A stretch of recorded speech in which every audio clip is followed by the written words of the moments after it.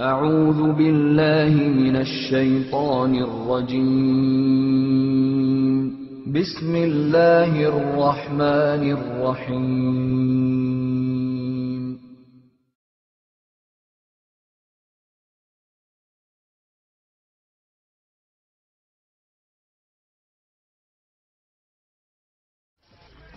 Even the very word music suggests this spiritual dimension.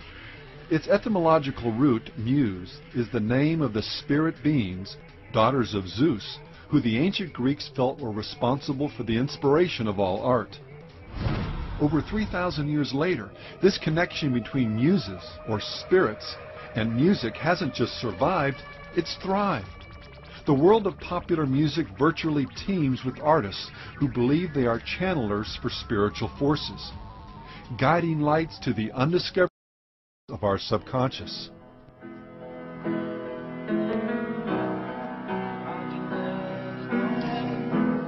Often these spirits are credited with helping inspire or even compose a particular song.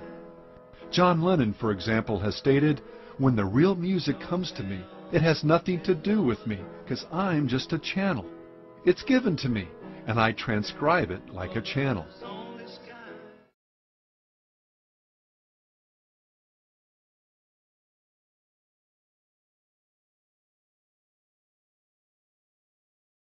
Within the band, said there is a fifth member, a mystical member, yeah. We've always said there's something looking over us. And the only way that I can describe that, probably in its the best way for me, is that when we were playing our first songs together, and especially our first the first 3 albums, for instance, we would literally show up in a room, and it was almost as if the songs were already written. That's why I like to call Black Sabbath a phenomenon. Rather than a band. Although it is a rock and roll band, there's a phenomena involved there where that stuff just comes from somewhere, and it just so happened that we happened to be the ones that it came to.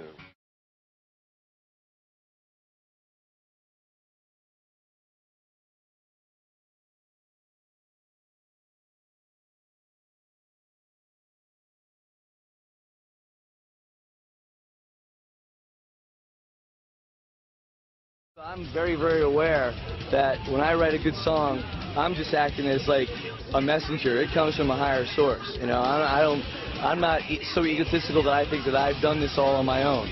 I'm very, very aware that there's a higher source sort of guiding me through this, and I'm just acting as a messenger.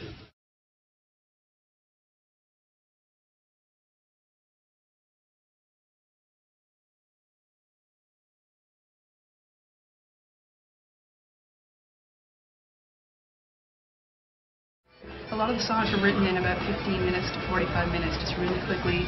Glenn and I in the room, very stream of consciousness, as though many times we felt as though it was being channeled through us.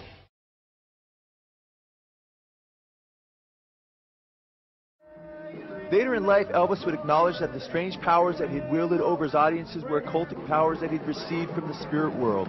Elvis, as a child, believed that he was being guided by the voice of his brother Jesse, who had died at birth, but later admitted that he was being used by a hierarchy of spirit beings.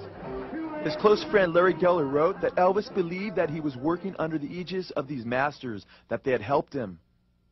Elvis admitted, "I always felt an unseen hand behind me. I heard that same voice and thought it was my brother. That's what I thought. I heard this guidance, guiding me all my life. That's why I'm here and why I'm doing this. This didn't just happen. This wasn't mere happenstance." Author Gary Herman stated that Elvis, quote, recognized the devil's part in his success.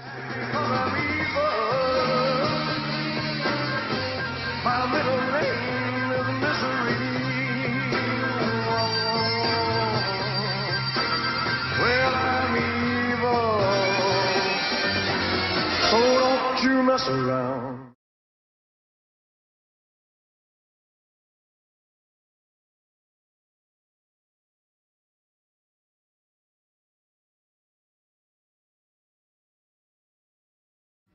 Now, there's a few different ways to look at backwards masking, and there's different types of what people call backwards masking.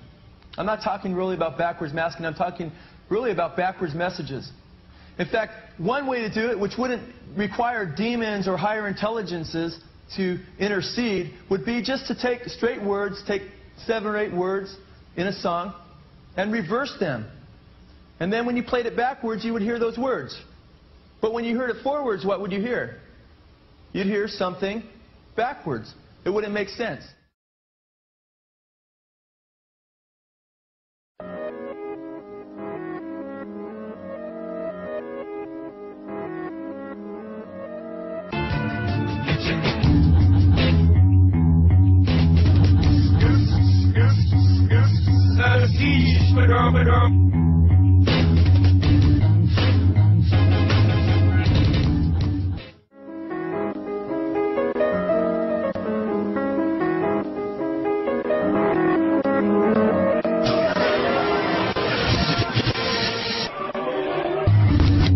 Murder, Jesus.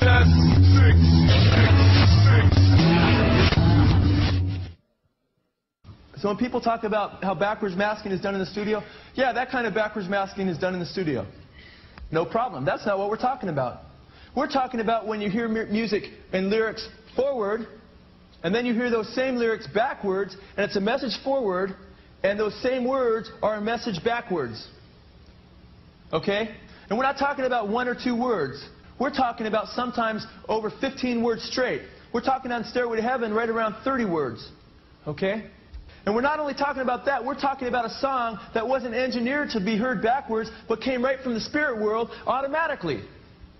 Okay? And then we're talking about, if you wanted to make lyrics backwards on a song, you're going to mess up that song forward pretty bad, right?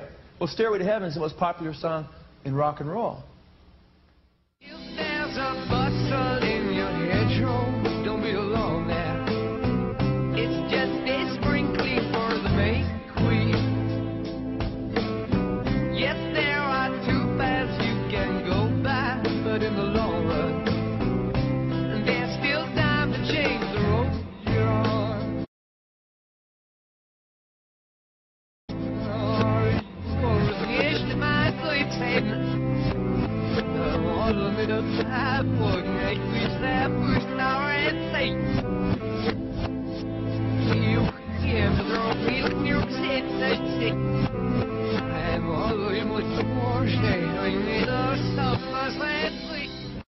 Led Zeppelin's Robert Plant felt that their most popular song, Stairway to Heaven, was given in much the same way.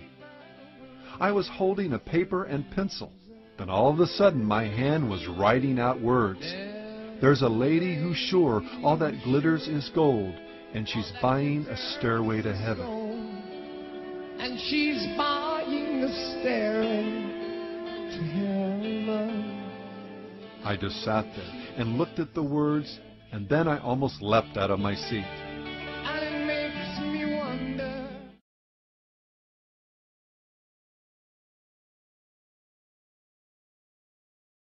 Page's fascination with Crowley led many to believe he was into black magic himself. I think he was absolutely fascinated with the man and the knowledge of the will. I mean, you know, he owned a lot of manuscripts, and he bought the Inverness Castle. That was also Crowley's. And I think with it, he had purchased a lot of manuscripts. And at one point, he had a bookstore in English, an occult bookstore.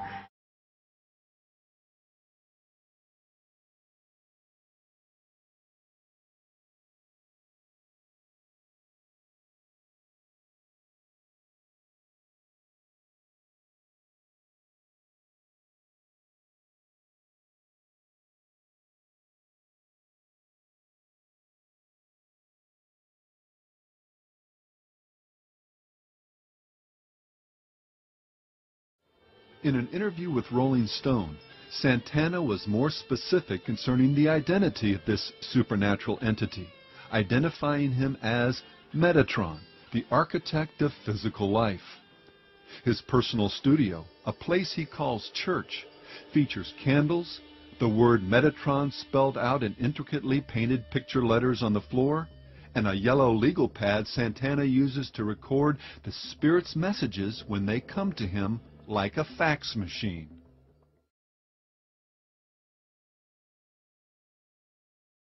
First of all, I'd like to thank Satan. I'd like to thank Satan. Thank Satan. Satan.